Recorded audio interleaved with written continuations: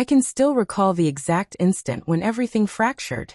I was sitting at the kitchen table sipping my coffee when I asked casually, "So when should we start locking in the wedding details?" She didn't even glance up from her phone. "I'm already married, Dad. We only invited the people who actually matter." The mug nearly slipped from my fingers. Before I could fully register the words, my wife spoke from across the room, her voice sharp and cold. "Just send the money for the beach house and stop overreacting." They both laughed, scrolling on their screens as if I were nothing more than an afterthought. I forced a smile, though inside something shifted. They had no idea what was waiting for them. For years I had been the steady presence, the late-night rides, the school projects, the scraped knees. I was there for every small moment. Her mother preferred grand gestures, vacations, surprise gifts, anything that looked good in photographs. But I was the foundation, the one who thought being reliable would mean something in the end. When my daughter got engaged, I was prepared to walk her down the aisle. I had already covered the deposits, the venue, the dress, even the photographer. She had chosen them with me. Or at least, that's what I believed. Then the cracks began to show. Missed calls, canceled fittings, silence. And finally, the truth cut through like a knife that morning. They had gone through with the wedding without me. No invitation, no family from my side, no father to walk her down the aisle.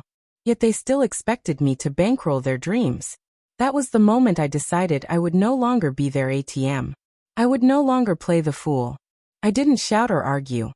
People like them thrive on chaos, and I refused to feed it. Instead, I turned silent, deliberate. I began gathering everything: property deeds, financial statements, hidden savings accounts they never knew existed. Step by step, I rearranged the pieces. The beach house they wanted wasn't just a fantasy, it was already an escrow under both our names. My signature was required to finalize it. I didn't cancel the deal, I redirected it. Instead, I purchased a smaller home solely in my name, fully paid off. Mine. And then came my farewell gift. A gold-wrapped box with a red ribbon. Inside, a photo album. Every page filled with her childhood. Memories I had built, moments only I had kept alive. At the end were documents, property transfers, bank withdrawals, divorce papers. And a single handwritten line from me. "You only invited those who mattered. Now you're left with what matters to you." 3 days later, I left the box on their doorstep. I was halfway down the street when I heard it, my wife scream, raw and furious. By noon, I had 20 missed calls. Rage at first, then pleading. I didn't answer. In court, everything unraveled quickly. My lawyer was relentless. The judge signed the papers in less than half an hour. My wife glared at me and hissed, "You'll regret this." I met her eyes and replied, "The only thing I regret is wasting the years that brought us here." Now I live in my quiet little house. The walls are lined with real photographs, the ones they couldn't steal, couldn't fake, couldn't erase. People think revenge is about destruction. It isn't.